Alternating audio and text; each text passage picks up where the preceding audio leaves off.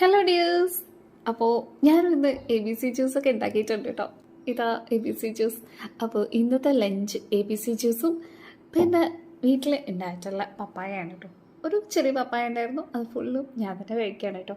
Weight loss അതിൻ്റെ ഭാഗമായിട്ടാണ് കേട്ടോ ഈ പരിപാടിയൊക്കെ. അപ്പോൾ ഉച്ചയ്ക്കാണ് കേട്ടോ ഇന്നത്തെ ലഞ്ചാണ് ഈ ABC ജ്യൂസ് പപ്പായയും.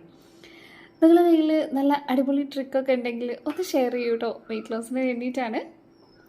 അപ്പം വലിയ ടേസ്റ്റ് ഒന്നും ഇല്ലെങ്കിലും ഹെൽത്തി ഡ്രിങ്ക് ആണല്ലോ എന്ന് വിചാരിച്ചിട്ട് കുടിക്കുകയാണ് കേട്ടോ. ABC ജ്യൂസ് ഉണ്ടാക്കാൻ അറിയാത്തവരില്ലല്ലോ അല്ലേ. A for apple, B for beetroot, C for carrot. പിന്നെ വേണമെങ്കിൽ ഒരു ചെറിയ കഷ്ണം ഇഞ്ചിയും കൂടെ ഇടാം കേട്ടോ. മധുരം ഒന്നും വേണ്ട, ബീട്രൂട്ടിനൊക്കെ നല്ല മധുരം ആയതുകൊണ്ട് വേറെ മധുരത്തിൻ്റെ ഒന്നും ആവശ്യം വരുന്നില്ല കേട്ടോ. ടേസ്റ്റൊക്കെയാണ്, എനിക്കിഷ്ടമാണ്. ചിലർക്ക് ഇഷ്ടപ്പെടാത്ത ഉണ്ടാവും. അതുകൊണ്ട് ഇഞ്ചി വേണമെങ്കിൽ കുറച്ച് ചെറുനാരങ്ങയുടെ നീരൊക്കെ ഉറ്റിക്കുകയാണെങ്കിൽ കുറച്ചുകൂടെ ഒരു നല്ലൊരു ഫ്ലേവർ ആയിരിക്കും.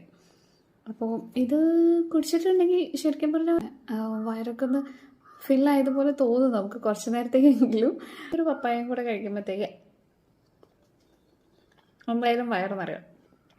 ഞാനിപ്പോൾ ഭയങ്കര ഫുഡൊക്കെ കുറച്ചിട്ടുണ്ട്, എന്നാലും വെയിറ്റ് അങ്ങോട്ട് കുറയുന്നില്ല. എങ്ങനെയെങ്കിലും അത് കുറച്ചെടുക്കണം എന്നാണ്. നമ്മൾ കറക്റ്റ് BMI ഒക്കെ ഫോളോ ചെയ്യുകയാണെങ്കിൽ അസുഖങ്ങളൊക്കെ വരുന്നത് കുറച്ച് കുറയുന്നതാണല്ലോ. വെറുതെ വിളിച്ച് വരുത്തണ്ടല്ലോ എന്ന് വിചാരിച്ചിട്ടാണ് കേട്ടോ. അപ്പോൾ നിങ്ങളും ഇങ്ങനെ തന്നെ ചെയ്തു നോക്കൂ കേട്ടോ.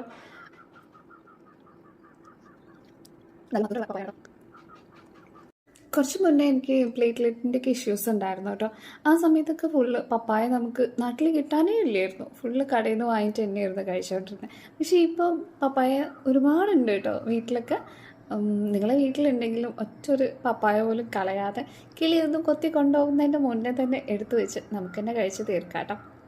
ഇത് കേട്ടിട്ട് ഇനി കിളികൾക്ക് കൊടുക്കാതെ തിന്നാണെന്നൊന്നും പറയണ്ട കേട്ടോ. കിളികൾക്കുള്ളത് അവരെങ്ങനെയെങ്കിലുമൊക്കെ കണ്ടെത്തിക്കോളും. 1-2 പപ്പായ എന്തായാലും നമ്മൾ മിസ്സാക്കും. അപ്പം പിന്നെ അതൊക്കെ കിളികൾ കൊണ്ടുപോയിക്കോട്ടെ, ബാക്കിയുള്ളതൊക്കെ നമുക്ക് തന്നെ കഴിക്കാം കേട്ടോ. ഒരുപാട് ഹെൽത്ത് ബെനിഫിറ്റ്സ് ഉള്ളതാണ് ഈ പപ്പായ എന്നൊക്കെ പറയുന്നത്.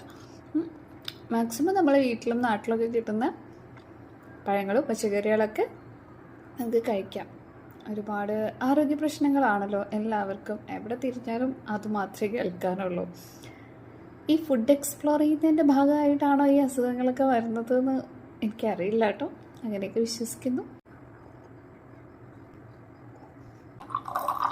കലക്കി കലക്കി കലക്കി ബാക്കിയും കൂടെ കുടിക്കുന്നുണ്ട് കേട്ടോ. ഇതിലൊന്നും തീരെ നമ്മൾ ബാക്കി വെക്കാൻ പാടില്ല. അപ്പോൾ ഈ പപ്പായ ഫിനിഷായി കേട്ടോ.